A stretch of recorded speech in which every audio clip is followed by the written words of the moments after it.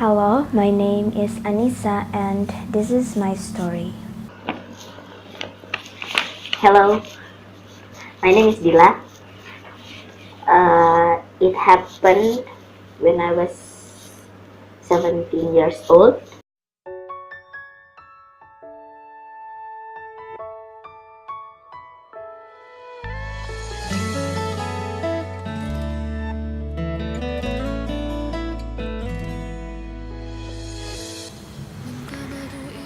I had a really bad depressions when I was 16 and it was the darkest moment in my life. Going to one of the top university in Indonesia is every high school student's dream. And for me, that dream became reality. I got accepted in one of the top university in Semarang, Central Java. And yeah, it was the best day in my life. I was so excited, even though I was a little bit worried because of the thoughts of leaving my parents, brother, sister, and my friends here in Manado. At that time, I thought everything was perfect, and I assumed that my college life would be as amazing as I imagined, like having new friends, living a new life in a city that I've never visited before, sitting on the grass on campus while admiring the view. But unfortunately, I was completely wrong. My first year at campus was a big disaster. I have two close friends, or you can say best friends, because we were really close. People say that we were inseparable because we always being together, hang out, even eating together every day. We were really close and suddenly everything's changed. Just because one small thing and one misunderstanding, they started to insult me and they literally bullied me. I was really shocked. I wouldn't tell the details, but it was the cruelest thing I've ever experienced. I never imagined my closest friends would treat me like that, and it destroyed me.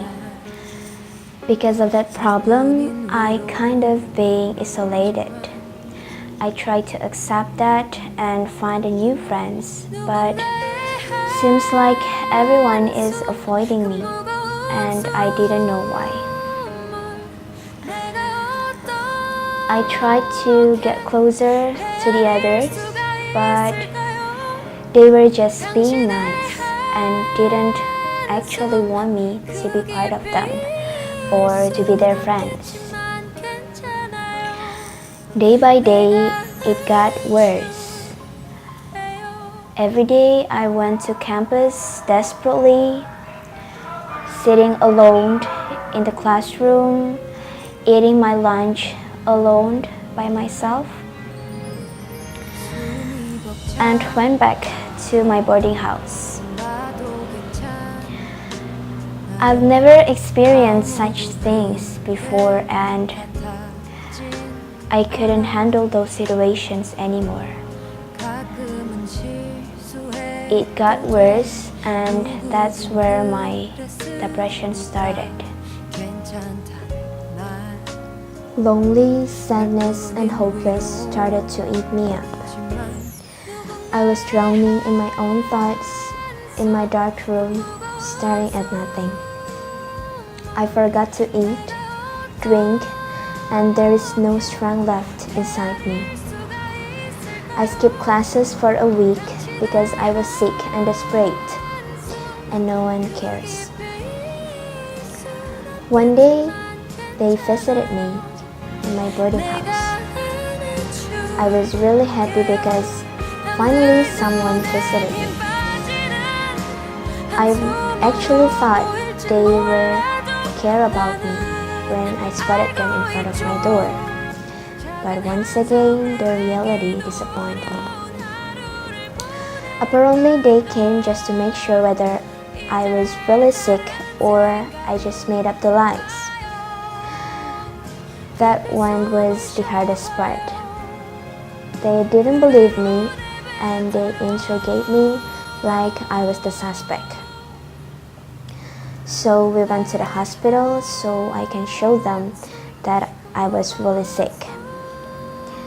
And then the doctor said that I had to be hospitalized because I was really sick and depressed. So without ado, they left me. They left me without any food, drink, clothes, and even my battery phone ran out. So that night passed with me crying, soaking my pillow, and I couldn't contact anyone to help me in the hospital. The next 3 days, 15 people who are the same batch as me came to the hospital. I thought they came to help me and support me, but sadly they were not. They came just for blaming me. They said that the seniors gathered them in a big hall and scolded them because they found out about what happened to me. They said that I'm a snitch because I told one of the seniors about what happened. But actually, I didn't mean that. I just told one of the seniors in my boarding house because she asked me, and I didn't know that it could be this worse. They started to yell and cursed at me. I couldn't do anything but crying and try to explain to them, but no one believes me and no one defended me. They were all blaming me. After what happened in the hospital, I tried to get back to reality. But the same anxious feeling came inside me whenever I tried to walk myself to campus. Seeing everyone saw me as a strange, pathetic girl just made me more and more destroyed. I was trying to forget everything and start again, but it's not working. Everyone hates me and I couldn't catch up with the lesson because I missed too many classes. The whole situation just couldn't be any better. All I can do is just stay in my room. I was lost. I started to cry and scream like crazy. I almost went to mental ill. After all that has happened, my mom and dad came to Semarang to pick me up. They want me to go back to Manado because they didn't want to see me depressed and hurt myself anymore. So I went home with them. I still locked myself in the bedroom. I didn't want to eat or drink things. It felt really hard at first because I left all my dreams that I've been dreaming about all this time. But thankfully, I have a truly great parents that didn't blame me for everything and always support me and believes in me. Every day they kept assuring me that everything will be just fine and I'm worthy. They made me feel loved and strong. In the moments of serious self-doubt and low self-esteem, they came in and saved the day. Thanks to my mom and dad, I healed myself. My father once said that I can get through this, I can get back up, and I can be success. He said, if I believe I can, then I really can. So, as a family who has to move around from town to town, and I have to adapt very quickly without seeing that I was only 4 years old at the time. It was really hard for me. Why I have to move around from town to town is it's because of my parents' job. So after I was born in Malang when I was only eight months maybe, my mom brought me back to Kalimantan, South Kalimantan, Banjarmasin, and I lived there. My first language is Banjarmasin. I lived my life there until I was five or 4 years old. And in 2003 or 2004, my family went on a bankrupt. We moved back to Malang because there's nothing we can do in Kalimantan. So I moved to the new kindergarten in Malang, and I never know how Japanese language were because my first language, my mother tongue, is Banjarmasin language. So when I have to introduce myself in front of the class to the students in the class, I just introduce myself casually with Indonesia and hoping that the other classmates would approach me to be their friends. But the fact speak the otherwise. I don't have friends even after I spent my life in that school for 2 weeks. So an idea came up to me, and it was I have to change my character from a silent and active kid to a cheerful and active kid. I changed myself into a more hyperactive kid, more cheerful, doing so many stupid things so that everyone would laugh at me and they would feel safe or not afraid for approaching me. It keeps going on until I moved to my elementary school. I choose that method again. It keeps going on until junior high school and then senior high school. But everything is changed when I went to college in Samratulangi University in Manado. Of course, they have another language. It's a really different language. Just like what I thought when I moved to my new kindergarten, I have to gain many friends. So I did this when it was the first time I go to campus. Being alone is scary. I'm afraid of being alone. Again, I have to fake myself. I have to be that cheerful and hyperactive kid again. But when I was in my second semester, it was hard for me because that is the first time when I realized that I don't know which one is the real me.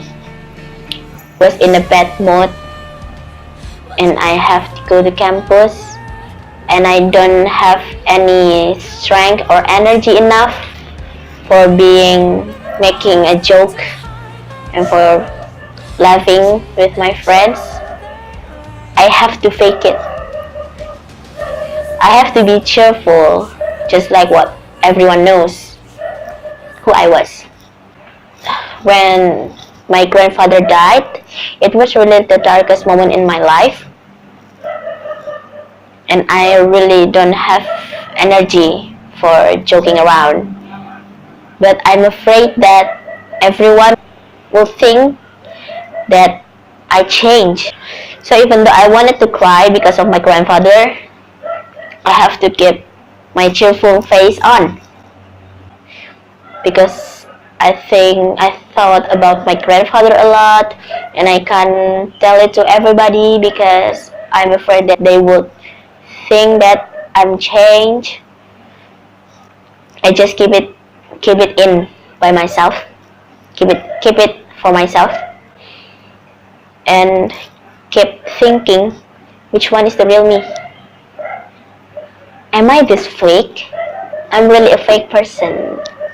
How can I live with this fake personality? Oh. Without me realizing, I start to lock myself inside my room without any lights. I don't want to eat. I don't want to drink. Just staring at nothing. And I feel myself empty. Yes. Even though I have so many friends, I feel lonely. In class, I have a group of friends. We call us Zoo. When we go to the same class, hanging out together, but deep inside, I felt empty. I don't feel happy at all, even though I have so many friends. I think if I reminisce everything that happened in that time, it was never being so complicated. That was the first thing that I think about myself that deep. I felt hopeless, sad, empty. Suddenly I wanted to cry without any reasons at all.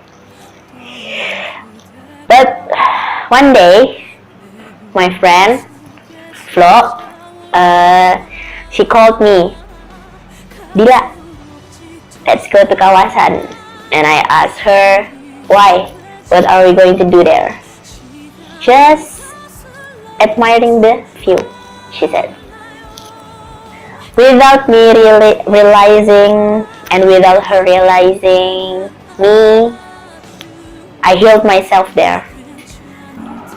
So in Kawasan, on the seashore, I let the wind hit my face. I saw the beautiful mountain, the beautiful island, and the sea.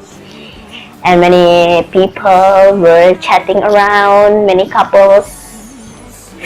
And at that time, admiring the view of Kawasan, of sea, become our habit. We never miss sunset. We always go to Kawasan to watch the beautiful orange thing drown to the sea. And I start to think, I don't care how I was when I was a kid. I don't care if now I am a hyperactive kid, because I think that even though I change now, it's also the real me. It's also Dila, the same Dila.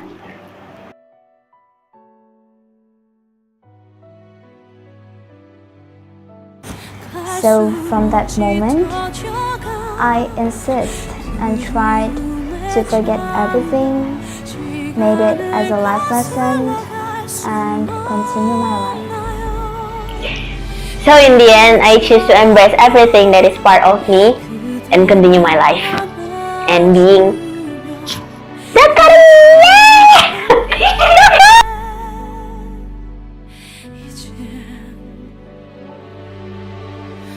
젖어든 빗길을 따라가